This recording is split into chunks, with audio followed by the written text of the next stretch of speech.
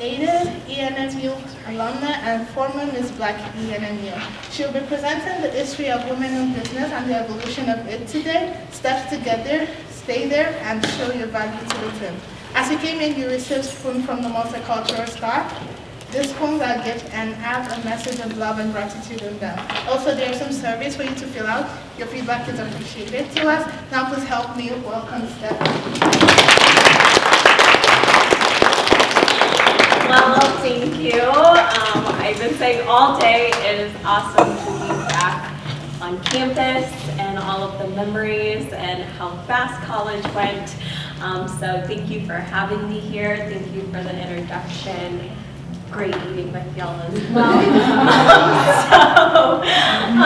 Like in my introduction, I'm Stephanie McCorkle. I work for one of the largest corporations probably in the world, which is Walt Disney Company. And so I'm going to kind of walk through how it is being not only a woman, but a Black woman in corporate America, the challenges that I've had, how my brain was thinking when I left college, and the challenges after that. So thank you so much. So what in the world does it mean to have a seat at the table? You'll hear this all the time. No matter where you are, everyone has a seat, regardless if it's in their family, their sport teams, education. I used to be a teacher, but it's basically where all decisions are made, and mostly big, huge decisions. And so this allows people to come together to make large decisions. So this could affect your benefits, your pay, layoffs, anything, but it's where most of the big decisions are made. And it's so important to strive to get a seat at the table and to make your voice heard. And so the impact of this is within the institution or the system in which you're in. So in my case, it's the Walt Disney Company. But as you hear through the news, there's a lot of inequalities there. There's not enough women, there's not enough people of color, there's not enough young people. And so it's so important that we continue to build those gaps or close those gaps. And then these decisions have internal and external impacts. Internal meaning yourself, it could affect your salary. No one wants their money chopped. No one wants to have their job chopped. And then externally, the consumer, what does a product look like? Does a product represent everybody? So these decisions can impact both yourself and or your family. And so why should you care? When I was a student, I heard this term all the time and I did not care, because to me, it did not impact me directly. So I didn't start caring until I left college and really started to see an impact, not only for myself, but you'll see later on I did a college program, and I was very head down, do my job, go to work, show up. But what I was missing was my voice in rooms. I was missing making an impact in places that I didn't know that it could. So you should care because it's an opportunity to shape, influence, and impact those around you as well as yourself. And it's a place where there's dialogue to those impacts, as well as bringing your voice. Everyone has a unique voice, and those voices should be heard.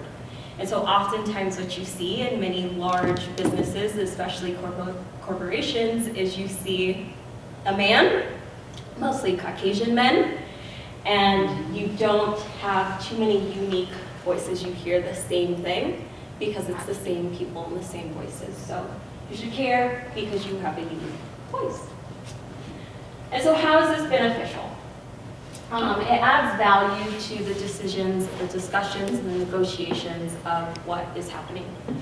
And you get to know the business internally and externally, which is the most important factor.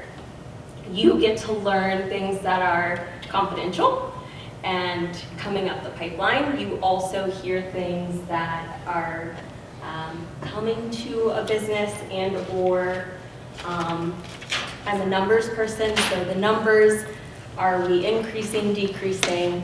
So you get to know the business around you. But you also get to sit with a group of diverse people. And like I said before, everyone has a unique voice, and sitting in a room with a diverse group, you get to learn and grow along the way. So the history of it, actually the term "a seat at the table" came from Langston Hughes' poem "I Too," which, if you haven't read it, read it. But basically, it's a perspective of a Black person who oftentimes during the slave days had to eat in the kitchen. They couldn't eat at the table. And so the term "a seat at the table" comes from being able to sit where there are discussions and topics and the important people sat. And so the backbone of a seat at the table are business decisions or major decisions. It doesn't have to always be business, but everything in life is a business, regardless what you look at or how you see it. And back in the day, I feel like it's slowly evolving, but it was known to be the boys' club. And women weren't at these discussions and tables and topics. And so to this day, we're still trying to learn how to bridge the gap of diversity when it comes to company strategies. And it's not just Disney, it's Apple, Google, you name it, they're all doing it. So I went through this whole journey when I was a teacher. I taught 7th and 8th grade math, and I caught myself complaining about education. I caught myself complaining about lesson plans and staying up late and how come the kids and how come the parents. And so I finally reached a point where I wanted to do something about it. I could not use my voice if I wasn't in the meetings. I couldn't change anything if I didn't know what was happening on the board. I couldn't make an impact or shape anything if I didn't know what the parents were saying. So that's what inspired me to get my master's in education, was to actually do something instead of complaining.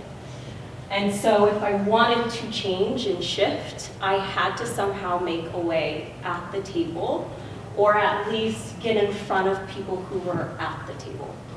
And so it doesn't matter if it's education or student, there is a table everywhere you go. And so in order to shape that and influence and impact, you have to find a way to make your voice heard or speak up to someone who's already at the table.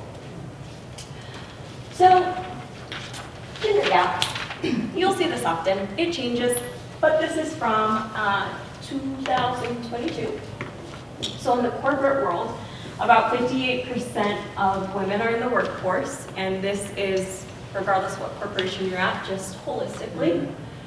And so 42% of women are professional roles, 37% are managers, 29% are senior level, and 23% are executives. Now, as you could tell, the higher you go up, the less women there are.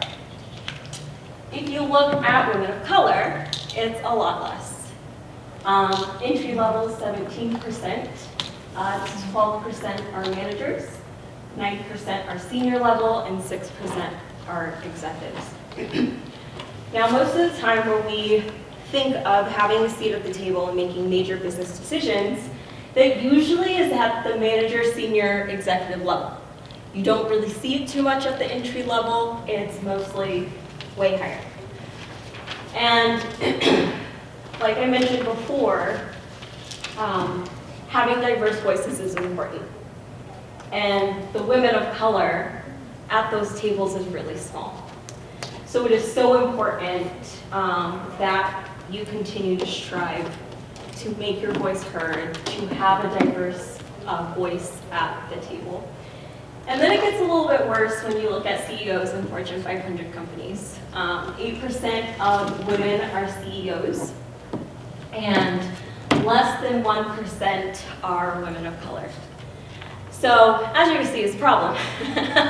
When we think of consumer products, when we think of, the one thing that's in my head is Barbie dolls, I don't know why, but is what I grew up with when I was a kid.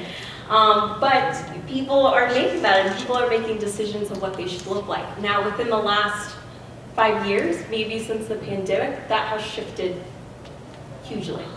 But before that, when I was a kid, it was a very one standard doll and a few shades, less than 5.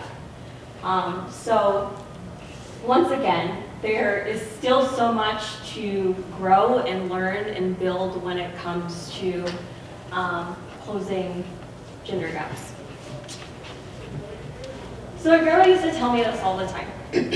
If they don't give you a seat at the table, then bring a folding chair. And when I was a kid, I had no clue what this meant. All I knew about folding chairs was camping or showing up to a baseball game, but I didn't understand what the concept meant. And so we'll kind of walk through how I've learned what the concept is and means. And I'm still young and still learning, so we'll kind of walk through that. So when I finished school, I graduated from Volcano Vista High School in 2011, and then I wanted to be a business major. I came to Eastern, I graduated in 2015, and then in 2016 I did my Disney College program, where I worked at Magic Kingdom, and then I randomly wanted to become a manager and director. That was my mindset, I was stuck on it, and that doesn't happen, right? You don't hop out of an internship and magically become a director, or you don't come out of an internship and sometimes it's not a straight linear line. And so I was left with the question, how in the world do I get to the professional table? I knew that's where I wanted to be, but I applied for so many jobs and I couldn't figure out what I was missing. And so this whole journey, I feel like I've kind of learned how to get there and how to continue to stay there. So no matter who you talk to, there will be many different types of characteristics and elements of how to stay or get to the table and stay at the table, but I feel like these are the 8 main ones. So one is your resume, and we'll walk through that. Intentionality, so being intentional about where you want to go, being intentional about your story, being intentional about who you are as a person, who you hang around. Being proactive of what am I missing, what am I doing wrong, learning, and then being strategic, networking, being authentically you, speaking up, and leading. So we will walk through each of those. So my resume. Your resume consists of skills and experiences, but with that, it should create a story. And with the Walt Disney Company, you'll hear it nonstop, we are people of storytellers. So everything with us tells a story. And through the process of leaving school, I learned that your resume should have some type of structure and design to it. My mom's an art major, so it's probably slightly different in the artsy world or the fashion world, but your resume should be very clean. And not so poppy and funky colors, and so that is also an element of being able to have a place at the table, but also being a storyteller through who you are. So when I left school, my resume was 2 to 3 pages. I had this long paragraph on there, a background of what I did. Now granted, it's a decent one. But I quickly learned through Disney it had to be 1 page. Most of the time, most businesses, mostly corporations, do not look at resumes that are longer than 1 page. And it was a harsh reality for me going through life of how do I take 2 to 3 pages and throw it on 1 page. But also, with all of the skills that I gathered, not only in school, not only in my jobs, because I worked year-round, how do I put that on one page? How do I put all of my experience on one page? And so it is so important no matter what internship you do. If it doesn't connect to your job and it's so left field, it doesn't matter because all of your skills are transferable. And so in the bottom, all of my skills I have learned through every single job that I've ever had. And each of those are highlighted in some way. Now granted, depending on the job, your skills change and shift and you highlight the ones that are important.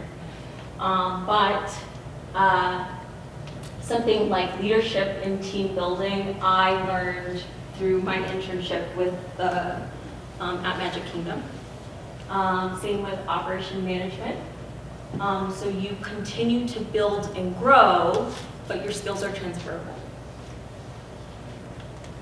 And then experience.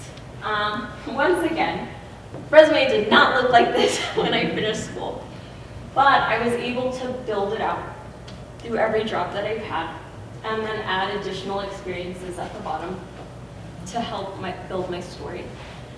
And the reason why this is so important is because many people ask you, and I feel like it's the hardest question, what are you doing and where do you want to go?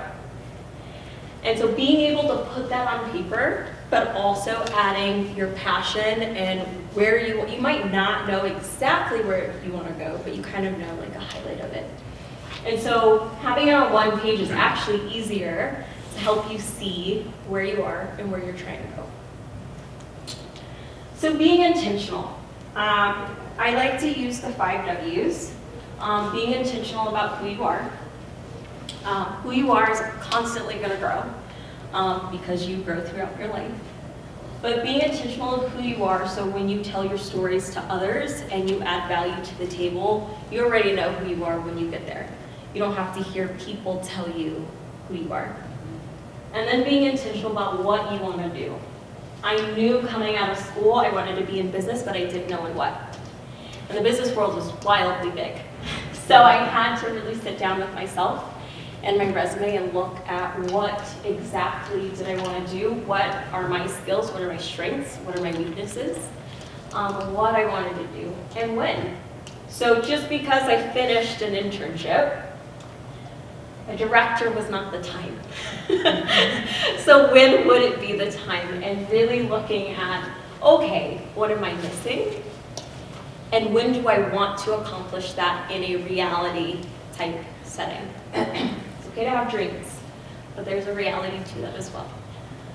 And then why? Why do I want to get there? Do I want to get there just because of money? Do I want to get there because I want to make an impact? I really had to sit with myself and then look at the roadmap of where. So you'll see through my journey, I hopped and skipped and jumped. And that is very common among the young people of this world.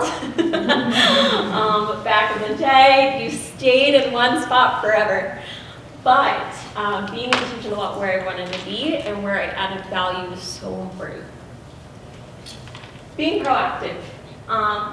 Transferable skills are so important because you're going to learn something and you're going to grow and put it in your toolbox and then move on to something else.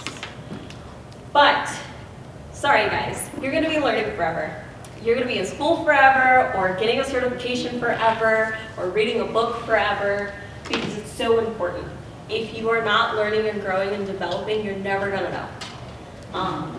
And also being proactive about increasing and balancing your responsibilities. If you know me well, I love to take on so much until I break. And so that's why I keep saying balance is so important. Being able to take on a bunch of responsibilities, but learning how to balance it.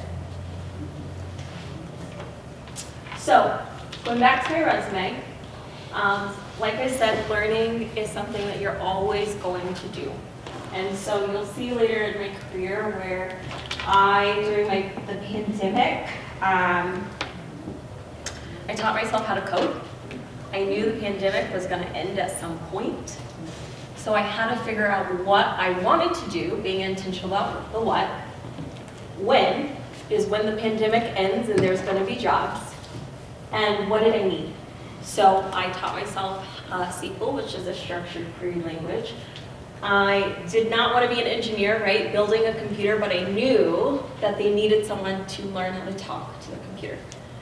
So I taught myself SQL and I taught myself Tableau as well. And in this process, I was working, real story, in front of the castle, closing at 12 midnight, and someone walks up to me and asks, so tell me about yourself, what do you do, what are you learning? And what caught his attention was I told him I taught myself how to code, because when the pandemic is over, I wanted to be an analyst. And he keeps talking, and he sends me to go talk to someone.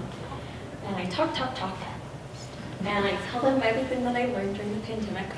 And that person actually got me a job, got me my first analytics job. So it was because I learned something, and I taught myself something, and I continued to develop and grow at the worst time of, I guess, the century. So never stop learning something. And so being strategic, the business market is a quite complex one. And so oftentimes I've met a lot of executives who, when they wake up in the morning, the first thing they do is read the newspaper, or they read New York Times, or they read something that's happening around the world, and I didn't understand. I didn't understand how that was so important and how it connected to present day job duties. But the pandemic is a great example, because if you didn't understand that there was a COVID-19 out there in the world, then you wouldn't have known that it was coming to America and that it would impact the business. The business market could also be a new product. Is technology bigger than sports and entertainment? Since the pandemic, audience behavior, consumer behavior has shifted. And so being able to understand what that means and being able to communicate that with people as well. And so I did mention this before, scope of responsibility. Oftentimes we get in our ways that this is my job duty. This is what my contract says. This is the only thing that I'm supposed to do. So why am I getting anything else? Well, being able to build on those responsibilities allows you to lead in those efforts, but also have a different perspective that you could bring to the table with those responsibilities. If you see someone's drowning over here, but you have nothing on your side, you can be able to voice that. And being able to voice how to split that, or maybe you need another head count, or whatever the case may be. Being able to have scope of responsibilities allows you to speak up in different ways. And team culture. Being intentional, like I said, of what you want. I really had to sit back and think about what team culture I wanted to be a part of. And so there was a point in my career where I worked at Lowe's Hotels at Universal. Loved the hotel, loved the people, just wasn't my culture. And it was okay for that to happen, but you also have to know that. And so being intentional about where you want to be, where your voice matters, and the culture of your people. Networking. I was a very shy person entering into the big world of corporate America. And so I had to learn quickly that I could not keep my head down. If I kept my head down, no one's going to know who I am, no one's going to know Stephanie, no one's going to invite myself into conversations that I should be in. So I had to network quick and fast, and like I said, that's how I met someone who started my career. Was I opened my mouth and networked. And in that process, I learned through my mentors, yes, meeting people is so important, and networking is so important, but nurturing those people as well, and those connections and those mentorships are just as important. And so in the world of not just corporate America, but business as well.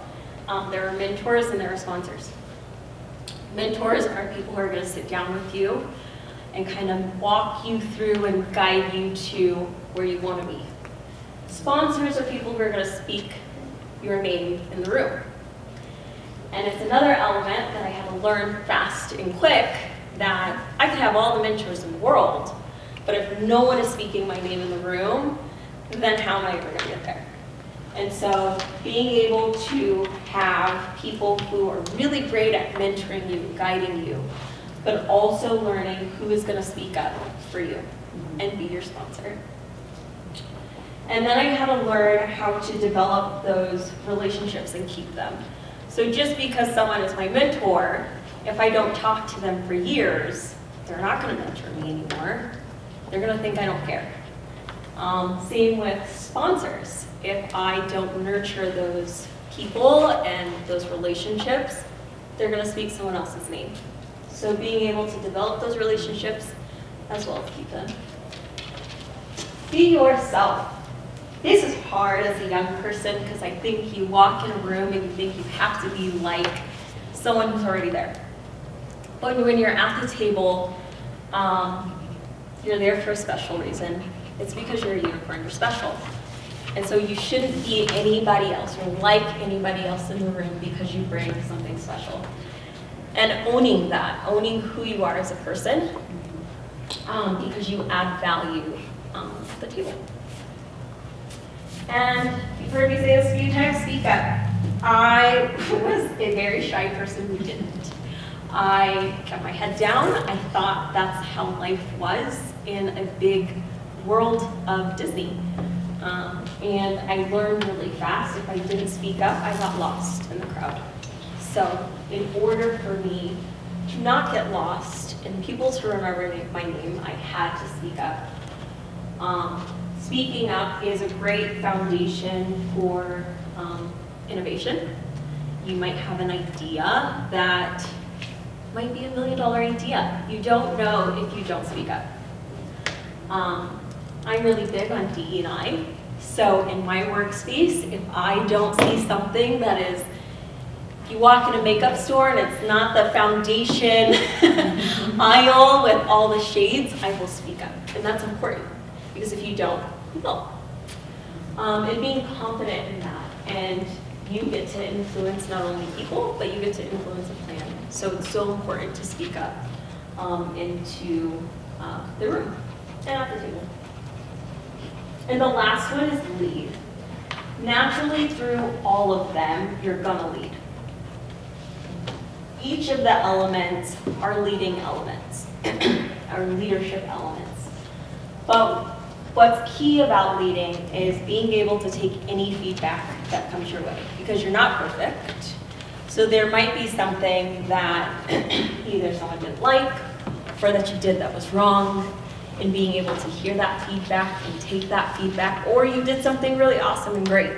But still, in order to lead, you have to take that feedback and give feedback as well. And so being able to engage in honest and open communication,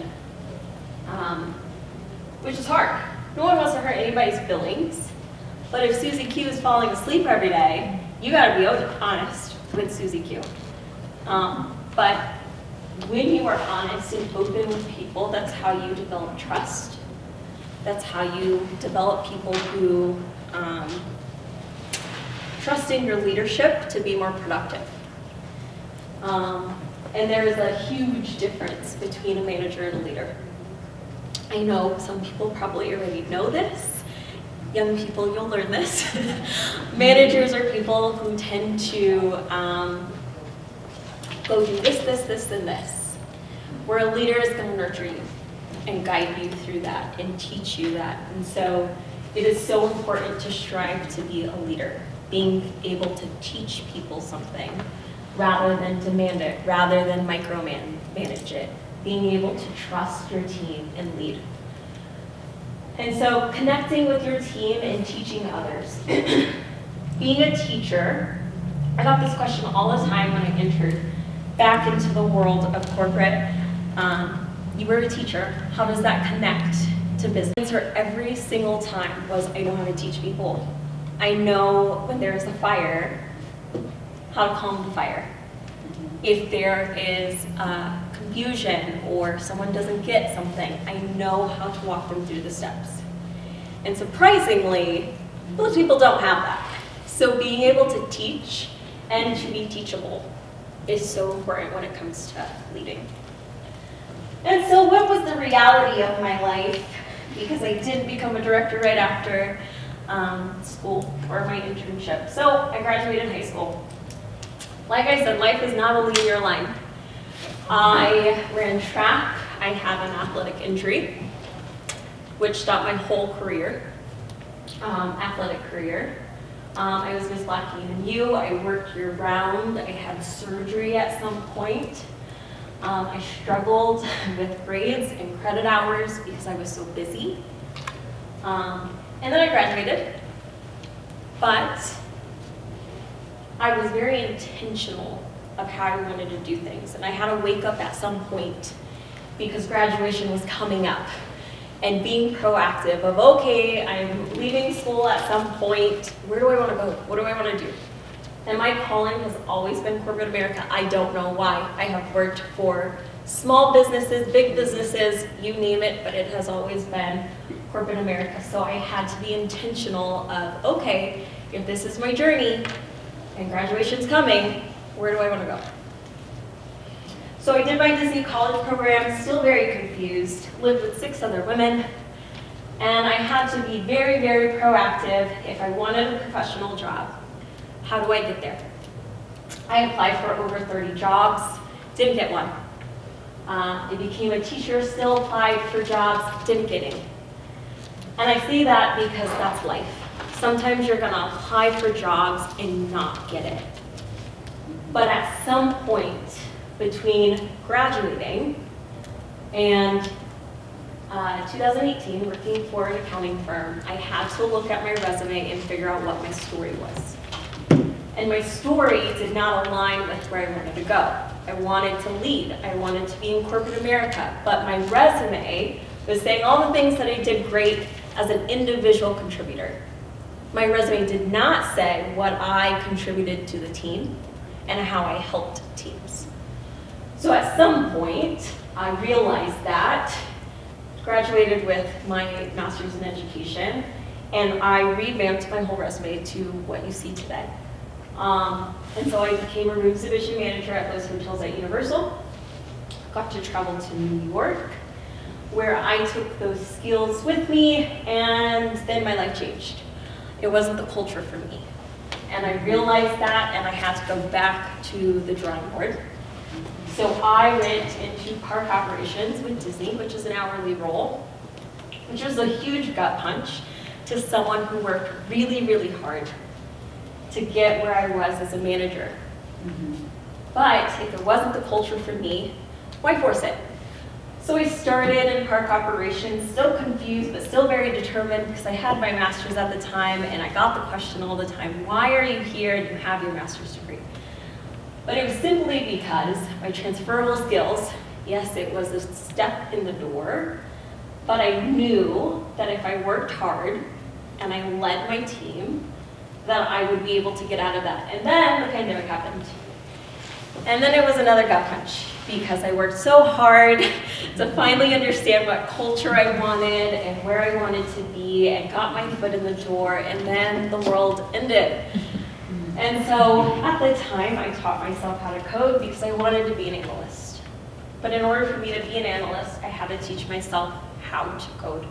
I had to get certifications, I had to learn, I had to get something on my resume that told the story to get to be an analyst. So I became a data analyst in revenue management with the Walt Disney Company and automated myself out of a job.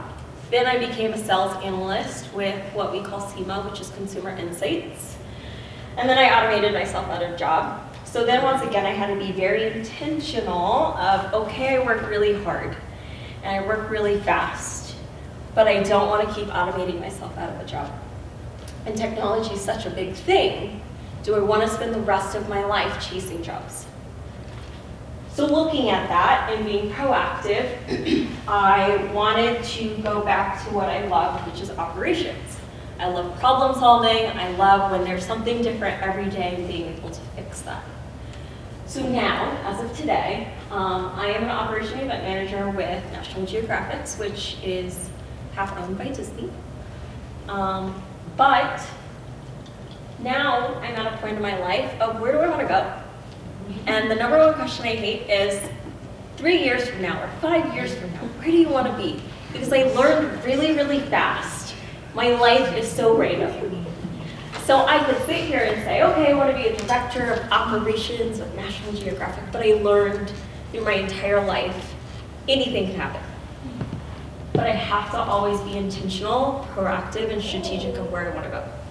Because as long as I do those things, I will always love what I'm passionate about, no matter what job I'm in. And luckily, I've been very blessed in this role where my team doesn't have any analytics. They have no data, they have nothing. So now I've become the analyst. So everything that I learned in my past, I get to now bring to my team, and I get to lead those efforts. And by leading those efforts, I now report to the vice president. But that only happened because I spoke up. I spoke up to my leader of where I wanted to be, being proactive of where I want to go. But I still want to be a director. Not happening yet, but where am I now? Well, right, I'm a professional. I fall within manager level. And my goal is to be a senior level. But I only got to this because I was intentional about where I want to be. I was intentional of who I am. I was very intentional of what team I wanted to be a part of. And so using all of those 8 characteristics, I'm able to be on a positive trajectory. And I'm young, right? Being young in the room is hard because you are in a room with people who are more senior than you. I'm in the room with people who've been with the company for 40 years, 50 years, 25 years, and what is a young person gonna tell them, right? But I have to be confident in that. I have to be confident that I don't know everything, but I bring a different perspective. I have to speak up respectfully, but at the right time, and being able to listen to those who are more senior than me. But also I have to be humble. I cannot go in there with a big head, because no one's gonna listen. But I have to be teachable at the same time for those who have been there for a while. Yes, I'm very gifted. Yes, I've automated myself out of a job and I love learning new things, but I have to continue to be proactive with learning new things. The world is constantly changing. And if I don't keep learning new things, I'm gonna get lost in the crowd. And so being strategic of what I wanna add my fingerprint to. So every single data visual I build, every data model I build, it will always say by Stephanie McCorkle. And most people ask, like, why do you add your name to that? Like, who cares? Especially in a big company. And I said, well, you never know. If I leave, someone may have a question and they know how to reach me because we have this little roster thing and they could Google my name. But I still get to add my fingerprint in every single job as I continue to move in the company. Being intentional about my career, I've been on a very fast trajectory, but I have to stay on top of what my roadmap looks like, because once again, I'm going to get lost.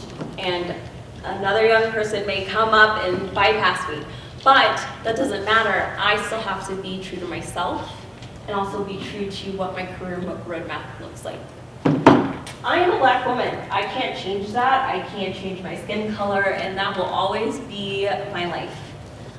And by doing that, I have to be strategic about the team that I'm on. If I am on a team that does not respect me as a Black woman, I shouldn't be there. And so being intentional about the team culture that I want to be and the team culture that I want to build. And then being intentional about networking.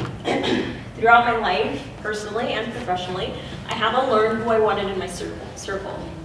There are people who are going to gossip. There's going to be people who are negative Nancy's in the corner. I don't want those people in my circle because they're not going to help me. They're going to hinder me. So being able to know who I want, but also build my resume in the process, and also develop mentors and sponsors in the process is important. And then, of course, I am a woman. I have to be authentic to who I am as a woman. I have to lead at every level because you are a leader no matter what you're doing. You lead somebody, regardless if it's your family, your school, your group, and then being passionate with my talent, being passionate about what I want to do. And like I said, I'm very passionate about DE&I, being passionate about that to the fullest extent. So thank you.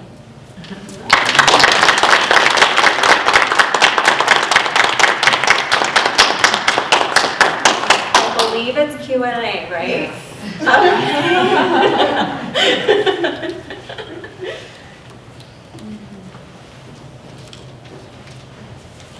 Yes, ma'am. Stephanie, what did you take from, first I want to thank your mom, how you doing that?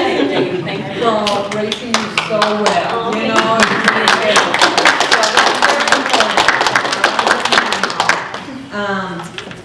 know, what skills do you think you took from Eastern? Because I think it's very important from your education here. I think it's a few things. Bless you. I have a lot of people who went to like UNM or all these big schools, and there's something about being in a small classroom, being able to connect with people, and being able to master how you connect with people. And so I took that away for sure, because it's such I don't know if a melting pot is the right word, but there's so many people from all over that come here. And so being able to connect with different perspectives, different cultures. I was an athlete, so people who have kids and doing athletics and being a student, like being able to connect with people is one thing that I took away from here. And then taking that to where I work, of seeing everybody. It doesn't matter if you're in a big crowd or a small crowd, seeing people. So I would say that's one thing that I took from Eastern, is being able to see and connect.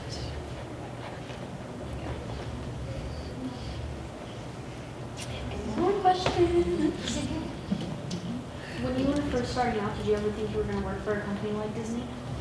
Like, I know you hope to be a director, but like, being up there with a company that's that big, that's not only national, but international, did you ever think that that was going to be your life? I didn't. I knew that I wanted to work for a big company. I just didn't know what and when and who. And every day is almost a pinch me moment, especially like just hanging out at the parks is for sure a pinch me moment. But I didn't think leaving Eastern I would be kicking it with Mickey Mouse or with National Geographic, being able to go eat with Brian Scary, who, if you've seen Disney Plus, does Secret Life of the Wells. I've never in a trillion years thought this would happen, which is why my perspective of, and the question of what do you see yourself in 3 to 5 years, I don't like answering that because I didn't see myself where I am now. I had a holistic idea, but it changes so much, but I didn't.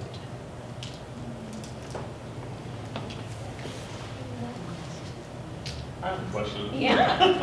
I'm just curious, like what was probably like the hardest obstacle that you probably have dealt with after Eastern, like all of this going on? I'm just curious. Oh man, that's a great question. The first thing that comes to mind for sure is like how large Disney is and not getting lost in it. Not getting lost in regardless where you go, there's a very competitive culture sometimes. how to not let that bother you. When I worked at Magic Kingdom, I worked at Cosmic Ray Starlight Cafe, which is the busiest fast food restaurant in the world. And to my right was someone who went to Yale, and to my left was someone that went to Howard. And here I am, who went to a little D2 school, and I learned in that moment, it does not matter what school you go to. I'm still on the same counter with people who went to Ivy League schools, or historically black colleges, or wherever they went. And so really, what I learned was just not getting lost in that, but also understanding I deserve to be there as well, and not having like the imposter syndrome as well, so, yeah. While you were here at Eastern, did you ever face like the show, like wanting to take the easy way out? Oh yeah, I did. My entire family lives in Albuquerque, and when I was at Eastern, I cannot stress this enough to y'all. You guys probably get it as well, to be active in the school. I was a little bit, but not as much as I wanted to. I went home, right? It's so easy to be so close to home, to be so close to family, and I would just drive home. And so when I finished school, it was a lot of thoughts of, well, why don't I just move back to Albuquerque? Why don't I just, because I was comfortable with it. And so I many times thought about taking the easy way out. When I was a teacher, I think my kiddos, I call them my kiddos, they're in college now, so much because they are the reason why I left teaching to go back to corporate America. I was telling them, there's this whole world out there, like, what are you guys doing in this tiny little town? And they asked, well, what did you want to do? And I said, well, I wanted to dominate the space of corporate America. And they said, well, what are you doing here? And I had to sit with that, and I had to eat that. And I changed the topic very fast, but I came back the very next day and said they were right. Because I was taking the easy way out. I love teaching, I love kids, I love being around people, but that wasn't what I was passionate about. And so there's many times where I could have taken the easy way, but what it always came down to was, would I be happy? So, yes. Question? Yeah. How do you manage your time with being proactive and all that? That's a very great question. I'm still learning. I work so hard because after school or after Eastern, I wanted to get to a professional job so badly. So once again, I kept my head down and I did whatever I could to get there. But I lost connection with people and sleep and being proactive on learning things because I was so head down. So it's really a balance. I try to spend, I would say being intentional about time.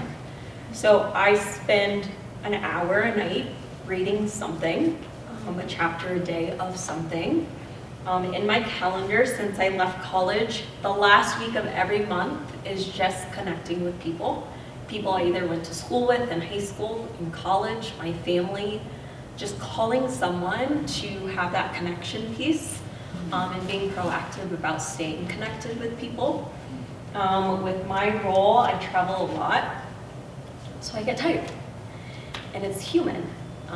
But I don't want to lose connection with people, and I don't want to be so busy that I'm not learning. So I manage the time for it. If I know I'm not a morning person at all, I will stay up and read, or I will, the world is changing to technology. Okay, well, how do I read about technology, or what's coming, or read a magazine, or even searching through my social media to connect with people in a weird way. But being intentional about that time.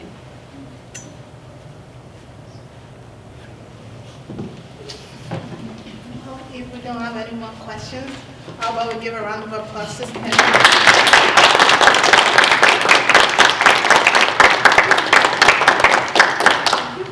Thank you everyone who contributed, and thank you very much, Stephanie, for your wonderful and educated presentation. We really learned a lot.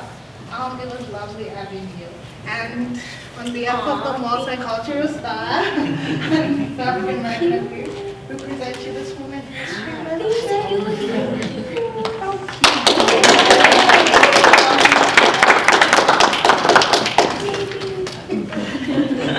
Thank you so much. You're welcome. Our next event will be Cajun Cleveland, who is the NEF from the Navajo Nation.